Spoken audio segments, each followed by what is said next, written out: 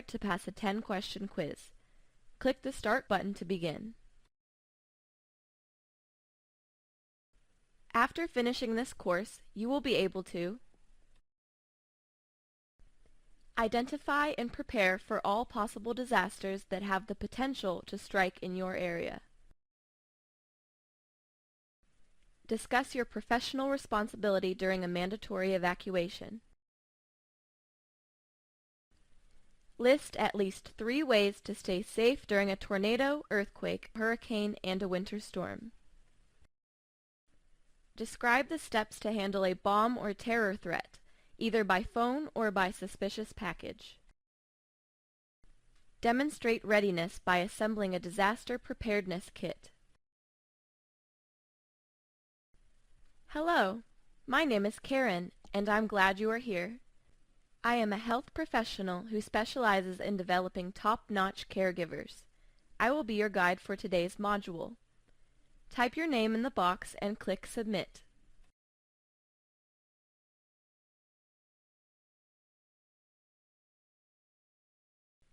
Let's learn about disaster planning. As a trained medical professional, you must always be ready and willing to take action in the event of a disaster. This means that you have probably been trained in CPR and basic first aid. You know how to stay calm and work well under pressure. You understand the basic physical and emotional needs of people when they are most vulnerable. So what will you do if you are suddenly faced with a disaster situation? What will you do if the building you work in is hit by a tornado? How will you keep your client safe in a home fire? Where will you go if a massive hurricane is headed in your direction? What is your workplace procedure for evacuating a whole building full of residents? Click Next to begin learning how to plan for these types of situations. If you don't know the answer to these questions, it's time to learn. Regardless of the event, disasters have several key elements in common. They are usually unexpected, with little or no warning or time to prepare.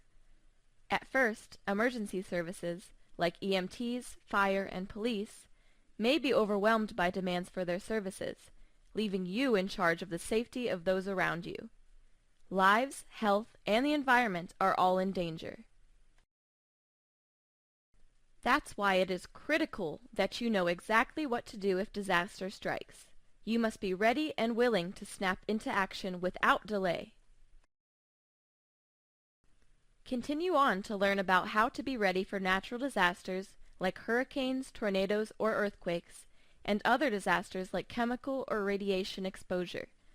Your preparation and quick action may mean the difference between life and death for many others. Different hazards threaten different places. Knowing exactly what you need to be prepared for will help you narrow down your priorities. Click each button to learn more. Identify the most common disasters in your area. For example, if you live in an area that is often threatened by hurricanes but does not experience earthquakes, then focus your energy on being prepared for hurricanes.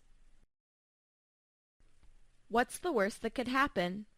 Have a clear understanding of the most severe impact a potential disaster might have. For example, a tornado may leave very little damage on one street and flatten every house on the next street over. It's important to be prepared for the worst. Let history influence the future. Remember the devastation and the tragedy of lives lost in past disasters. Think about what went right and what went wrong. Let the lessons learned guide your actions and maybe help decrease the number of injured or dead in the next disaster. While this course functions as a general guide to planning for a disaster, it is not a substitute for your workplace policy if disaster strikes while you are on the job.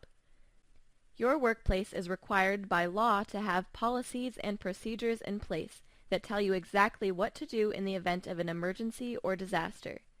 In addition, your employer is required by law to make sure you have been trained and have had time to practice those policies and procedures.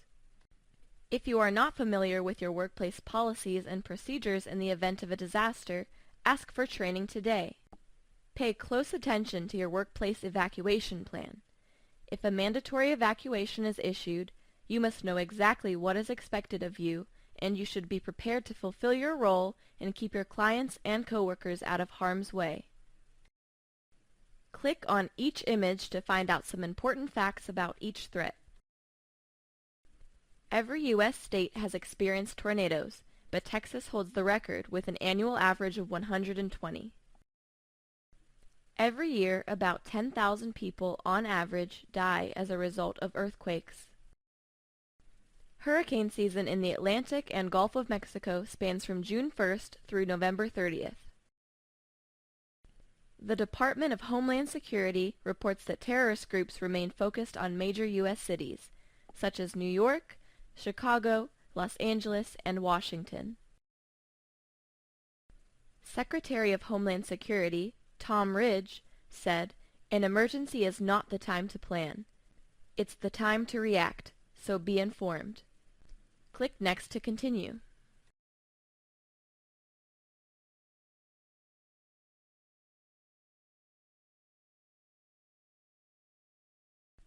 Fire can happen anywhere, anytime, for a variety of reasons.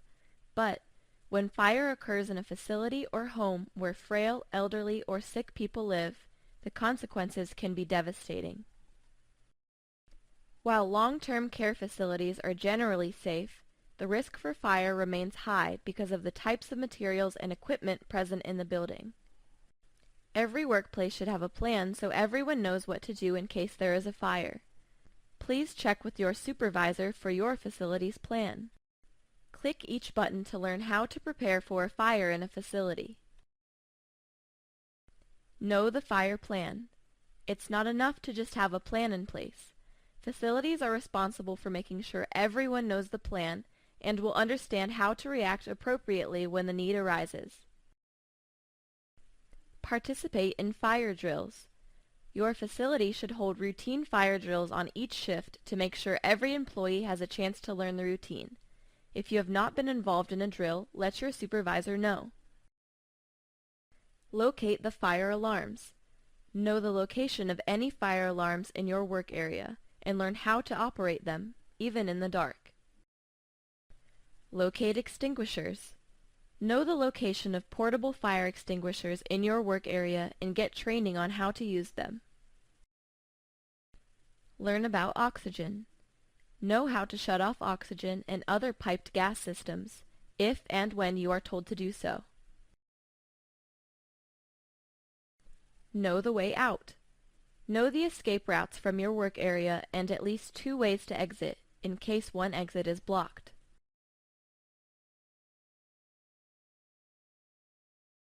Every facility has different policies and procedures, including how to safely evacuate residents.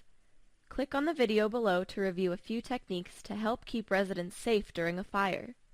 Remember to always follow your specific workplace procedures. Identify which residents require least assistance, more assistance, and most assistance. Who goes first? Instructing residents to go to the meeting place. Directing staff and visitors to help evacuate others. Close fire doors. Close doors to all rooms on your way out. Ask yourself, who do I move first? Who can I move the quickest? If they need help moving, use the proper technique to move the resident. We will discuss 2 methods of moving residents: the wheelchair and the blanket drag. If residents are non-ambulatory, a wheelchair is always the best and quickest choice for helping any resident evacuate. Place the wheelchair at the side of the bed. Assist the resident to sit up. Briefly support the resident in the sitting position, with their feet on the floor if possible. Place your arms under their armpits, with your hands on their shoulder blades in a hugging type position. Pivot the resident into the wheelchair in one motion. Quickly but safely relocate the resident to the meeting place. Take her, Charles. Every time you leave the house after assisting a resident, you will need to make a decision. Is it safe for me to go back inside to assist others? Stop. Ask yourself the following questions. Are the firefighters here? Do I see smoke or flames from where I want to re-enter? Do I smell gas? I think I'm going to go back in. If you decide to re-enter, touch the door before entering. If it is hot, do not enter. If it is safe to go back inside, ask yourself, who is still inside? If there's no wheelchair, Come on. use the blanket drag. Caregivers should be positioned on both sides of the bed. Each caregiver grabs the bedding tightly. Lift the sheet and the resident off the bed and place on the floor. Grab the sheet on both sides of the resident's head. Slightly lift the head and body up.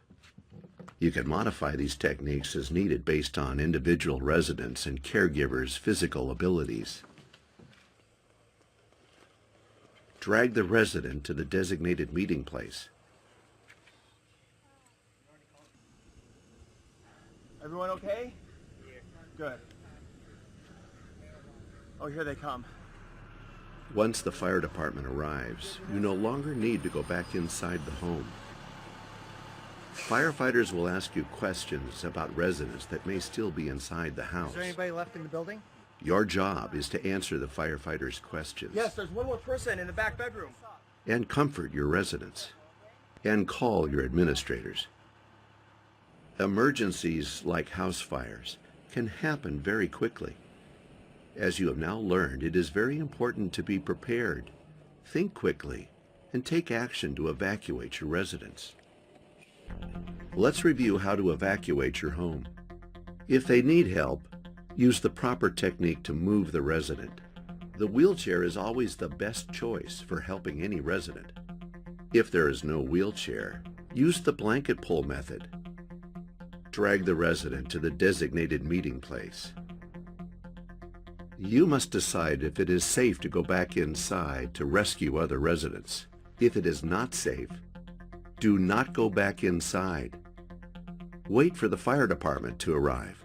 Your job now will be to aid and comfort residents at the meeting place.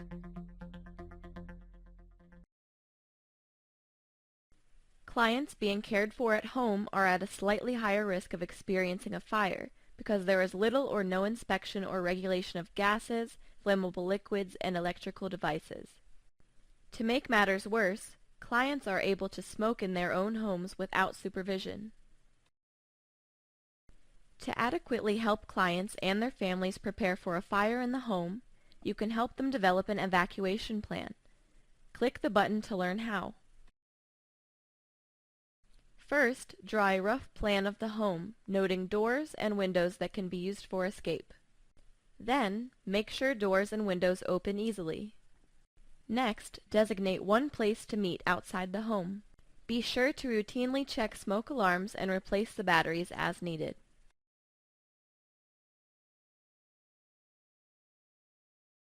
Click the buttons to learn some facts about wildfires.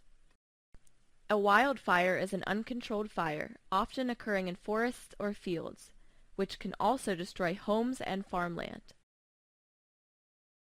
Some wildfires are the result of lightning strikes or extreme dry conditions, but more than 4 out of every 5 wildfires are caused by people.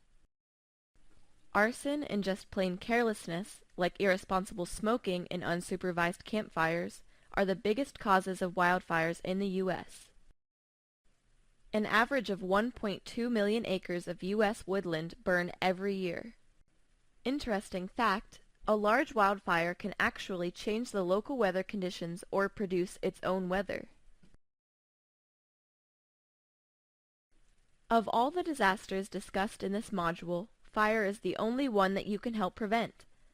Always be on the lookout for potential fire hazards, smoking, electrical appliances, kitchens, and eliminate the risk before it becomes an emergency.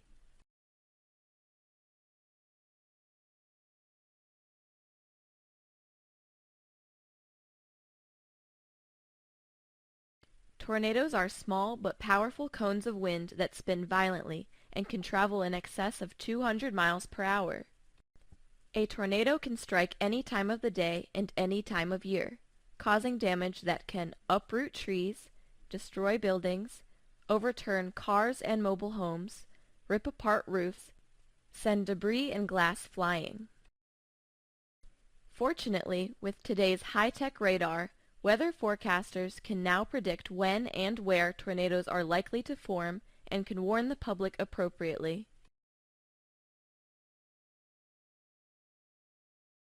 To properly plan for a tornado, you should click on each button to learn more. Know the risk for tornadoes in your area. Tornadoes can happen anywhere in the U.S., but some areas are at higher risk than others. Identify a safe place to go when a tornado is approaching. The best shelter from a tornado is somewhere underground. If an underground shelter is not available, plan to go to an interior room or hallway on the lowest floor and get under a sturdy piece of furniture. If you are in a mobile home, get out. No mobile home is safe in a tornado. If you make home visits to mobile homes, locate a sturdy structure nearby that you can get to if a tornado warning is issued. Learn your community's warning system. Most areas use the Emergency Alert System, which breaks into television and radio broadcasts. Communities at increased risk may use sirens. If you live in a community that uses sirens, it is critical to learn the siren warning tone to ensure that you recognize the warning when you hear it. Participate in tornado drills. If you work in a facility, participate in routine tornado drills. If you work in clients' homes, you should conduct your own tornado drills with the family to ensure that all family members know what to do and where to go during a tornado emergency. Click the circles for tips on how to stay safe during a tornado. Move yourself and your clients to an underground shelter. Close all windows and doors. Damage occurs when wind gets inside a building. Stay put until you are sure the threat has passed. Put as much shielding material, such as furniture or blankets, as you can around you and your clients. After a tornado, be sure to avoid fallen power lines and immediately report those you see. Stay out of damaged areas until you are told that it is safe to enter. Turn off utilities, oxygen, or other gas lines to prevent fires. If you or anyone you know has ever been in a tornado, you know it's an experience that cannot be forgotten. Let the voice of experience teach the most important lessons. Have you ever been in a tornado? Click the appropriate box.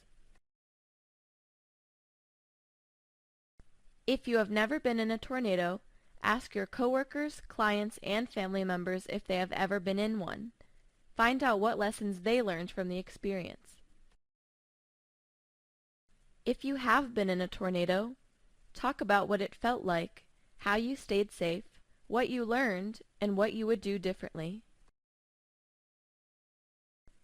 A hurricane is a violent storm that develops in the tropical Atlantic Ocean from June to November. To be classified as a hurricane, the storm must have winds of 75 miles per hour or more and be accompanied by heavy rains.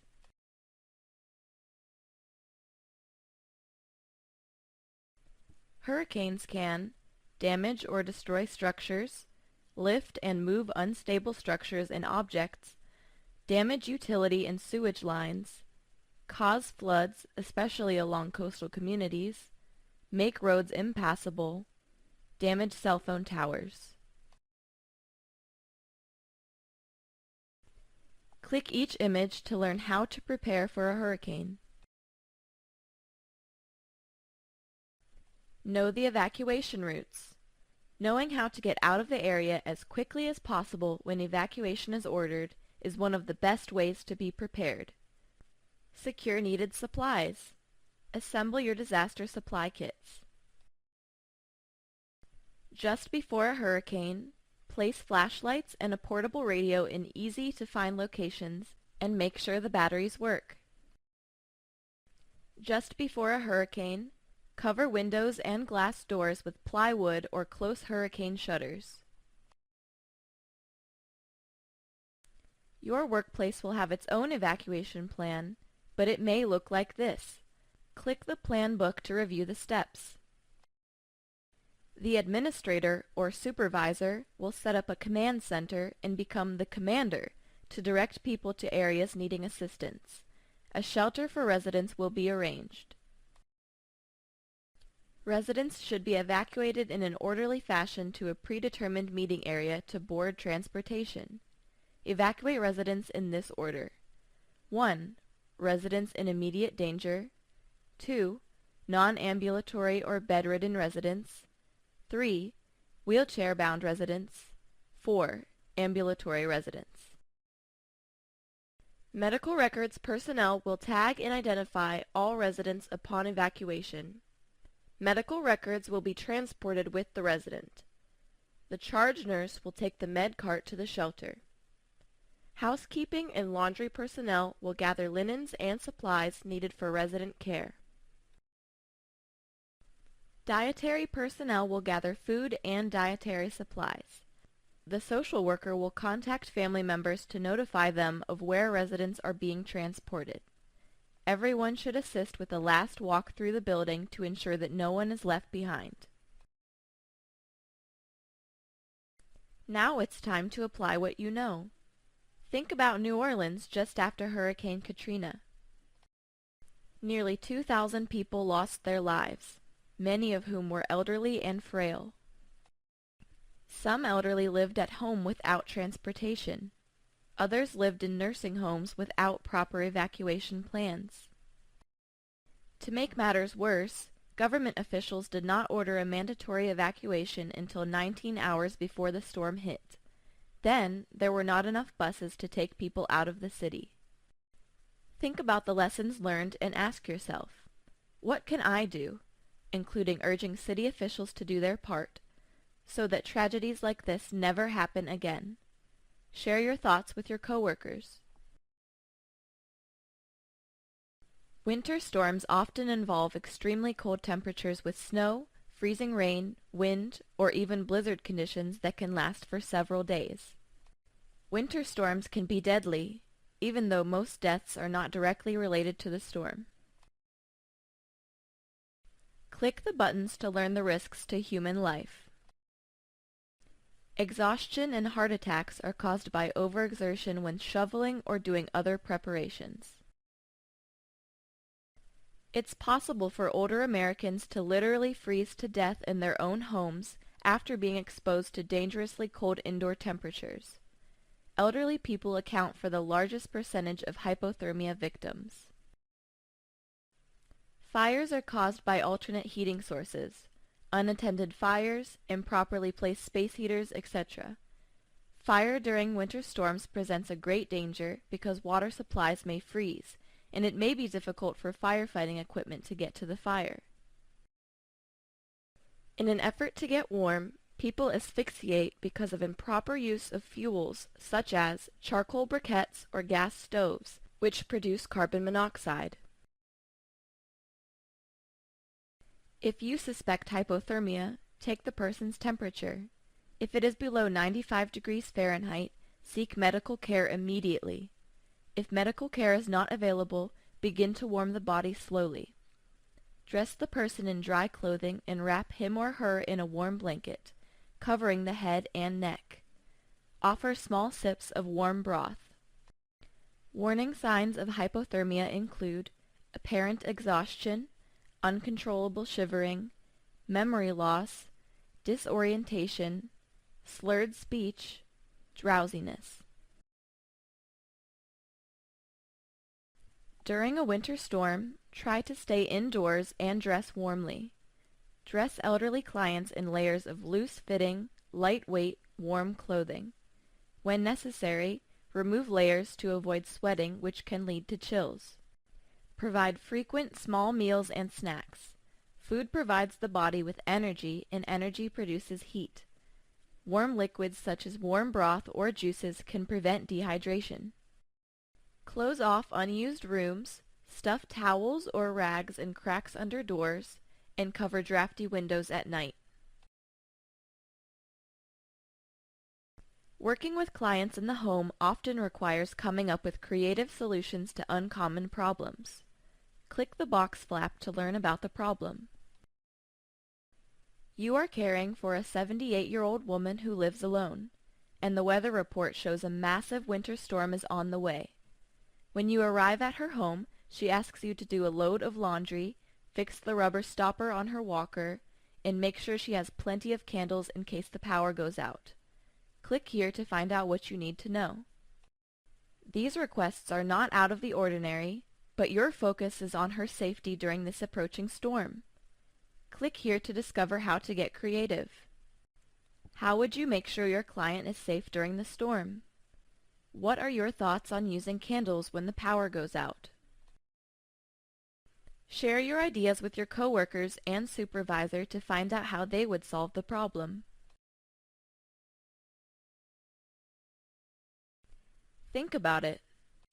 Each year, there are about 500,000 detectable earthquakes worldwide. 100,000 of those can be felt, and 100 of them cause damage. Southern California has about 10,000 earthquakes each year. Most of them are so small that they are not felt. Only about 15 to 20 are greater than magnitude 4. From 1975 to 1995, only 4 states in the U.S. had no earthquake activity. They were Florida, Iowa, North Dakota, and Wisconsin. Many earthquakes happen on the ocean floor. Big ocean waves can form after a quake, resulting in a tsunami. An earthquake is a sudden and violent shaking of the ground that happens when 2 blocks of the earth suddenly slip past one another. Scientists closely monitor the areas where earthquakes are likely to occur, but have not yet found a way to predict when one will happen. Earthquakes can occur any time of the day or night, any time of the year. Earthquake duration and intensity can vary greatly, lasting from several seconds to several minutes. Aftershocks can go on for days after the main earthquake. Click the buttons to learn about earthquakes. Earthquakes can cause buildings to move off of their foundations or collapse, damage utilities, structures, and roads, cause fires and explosions, cause dam failures that can trigger flash floods, trigger landslides and avalanches or tsunamis. Marked here are the areas that see the most earthquake activity in North America. They include the Alaskan coast, western Oregon and Washington, the area along the San Andreas Fault, the New Madrid Fault Zone, and the coastal South Carolina and New England areas. The safest place to be during an earthquake is in a doorway or under a piece of sturdy furniture away from any windows. Take cover close to where you are standing as soon as you begin to feel the shaking. Only move as far as needed to get to a safe place. Most injuries happen when people move more than 5 feet during the shaking. If you are inside a home or a building, stay there. There is a risk of being hit by falling debris or collapsing walls if you go outside. If you are outside when the shaking starts, move quickly away from any buildings or trees. If you are in a car, pull over in an open area, away from any bridges, overpasses, power poles, or buildings. Stay in your car until the shaking stops. When the shaking stops, survey the damage and check to see if any clients or coworkers need immediate care. Keep in mind, there is a 20% chance of an equal or larger aftershock in the 2 hours following an earthquake. American journalist Charles Kuralt said, "It takes an earthquake to remind us that we walk on the crust of an unfinished earth." Nuclear power plants are closely monitored and regulated, and even though accidents are rare, they are possible. An accident at a nuclear power plant could cause dangerous levels of radiation to leak into the environment and harm the public in the immediate area. If an accident should occur at a nuclear power plant, people may be exposed to radiation through absorption to the body from the radiation cloud and particles left on the ground, inhalation of radioactive materials, ingestion of radioactive materials. Click the buttons to learn what to do when a nuclear threat occurs. Listen to the warning. Stay calm and follow the officials' directions. Know your community's evacuation route. Stay tuned to the radio while you are evacuating. Keep your car windows closed. If not advised to evacuate, close the doors and windows of the home or building. Turn off the air conditioner, ventilation fans, or other air intakes. Go to a basement or other underground area if possible. If you think you have been exposed, remove your clothes and shoes. Place exposed clothing in a plastic bag. Seal the bag and place it out of the way. Shower thoroughly. Exposure to intense radiation can cause radiation sickness, a potentially deadly illness that may include a range of symptoms such as nausea, vomiting, and diarrhea, headache, fever, dizziness or disorientation, weakness and fatigue, bloody nose, vomiting blood.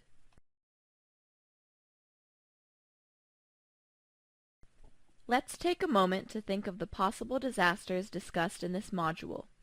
Can you list the top 2 for which you need to be prepared? Are you prepared today? If not, what do you need to do to get prepared? Do you know your workplace policy for evacuating clients? If not, you should take some time to learn it. Do you have a disaster preparedness kit ready? If the answer is no, then you should pack one as soon as possible.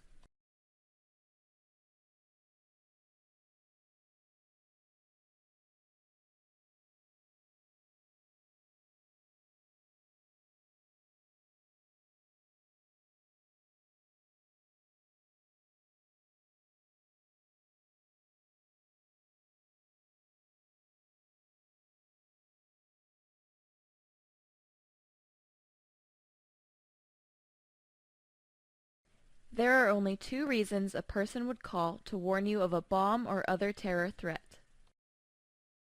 First, the caller may know or believe that a threat exists and wants to warn people to minimize harm. The caller may be the person who placed the device or someone else who has become aware of such information. Or, the caller may want to cause anxiety or panic and disrupt the normal activities at the facility where the device is supposedly located.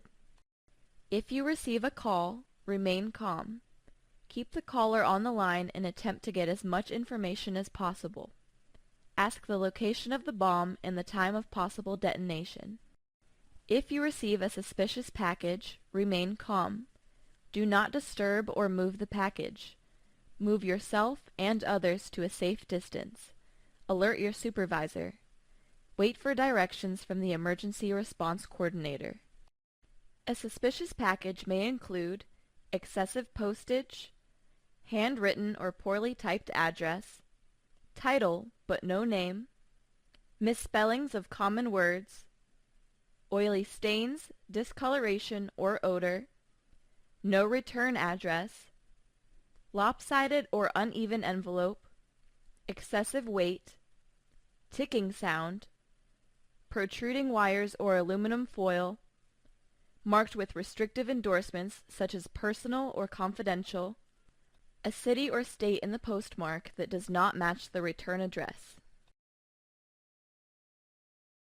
Regardless of the particular threat, everyone can benefit from assembling a disaster preparedness kit. This is a surefire way to be prepared for any emergency. Gather the following supplies and store them in a canvas bag with a shoulder strap. Check the contents and replace items like food, water, and batteries every 6 months. It is recommended that you keep enough food and water in the kit to last for 3 days. What should be in the kit? Drag and drop 3 emergency items into the canvas bag. Bottled water, at least 2 quarts per person per day. Non-perishable food, canned goods, granola or energy bars, canned juices or milk, baby food or formula if a baby is present, pet food if a pet is present. Kitchen items, can opener, knife, matches, plastic bags, plastic eating utensils. Don't forget to pack all of the important items before continuing to the next room. Continue packing the preparedness kit with 5 items. Emergency phone numbers.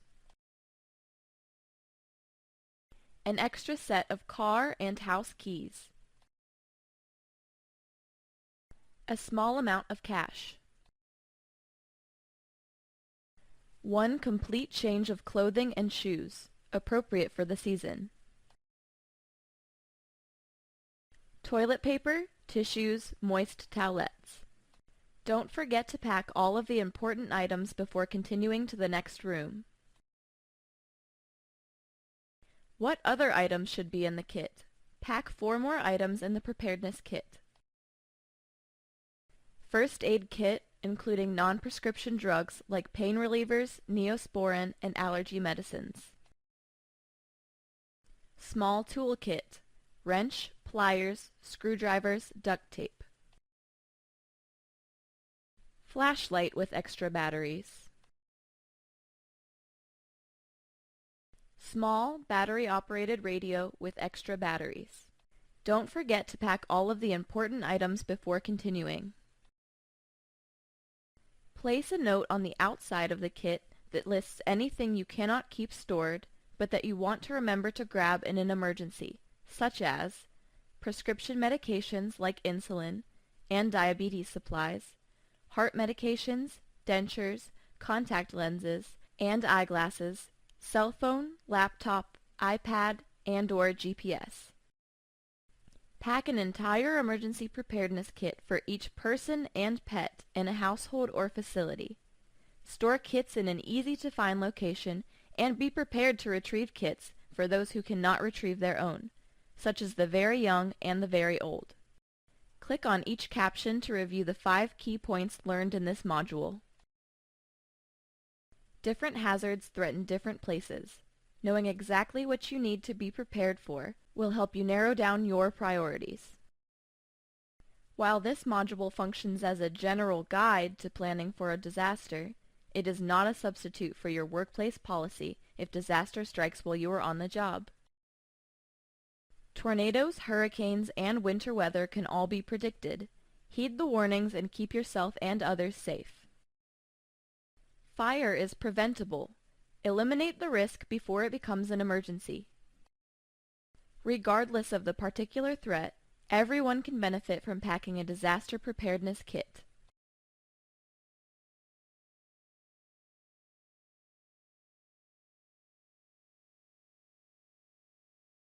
Congratulations! You're finished with the Learner section.